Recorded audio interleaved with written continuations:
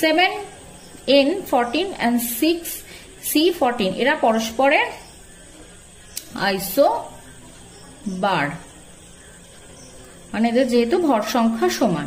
সময় বাড়ার সঙ্গে সঙ্গে পতনশীল বস্তুর বেগ বৃদ্ধি পায়।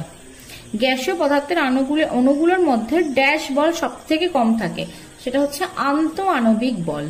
আন্ত আণবিক বল কম থাকে। এসআইতে তড়িৎ আধানের একক হচ্ছে কুলম। 15p31 পরমাণুর গঠন চিত্র এঁকে দেখাও। 15p31, পি মানে হচ্ছে ফসফরাস, 15 মানে হচ্ছে এখানে প্রোটন সংখ্যা হচ্ছে 15, প্রোটন সংখ্যা 15 হওয়ার জন্য ইলেকট্রন সংখ্যাও 15, আর নিউট্রন সংখ্যা হচ্ছে কত 31 মাইনাস 15, তাহলে 16। এবার এখানে আমরা প্রোটন, ইলেকট্রন এবং নিউট্রনের সংখ্যাগুলো এঁকে দিলেই হবে। এই হচ্ছে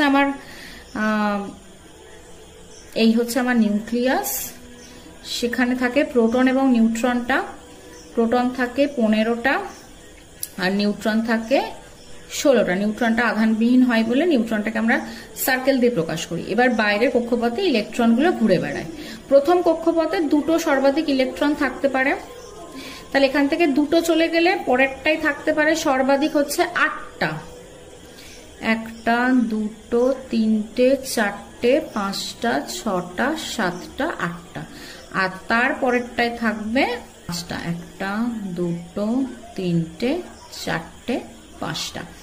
শীতকালে শুকনো মাথার প্লাস্টিকের চিরুনি দিয়ে আঁচড়ালে তা কাগজের টুকরোকে আকর্ষণ করা কেন? কারণ শীতকালে যখন আমরা শুকনো চুল প্লাস্টিকের চিরুনি দিয়ে আঁচড়াই, বারবার ঘর্ষণের ফলে প্লাস্টিকের চিরুনিতে তড়িৎ আধানের সৃষ্টি হয়, এবং এই তড়িৎ আধানের জন্যই তারপর সেটাকে যখন আমরা কাগজের টুকরোর সামনে ধরি, কাগজের টুকরোগুলোকে আকর্ষণ করে।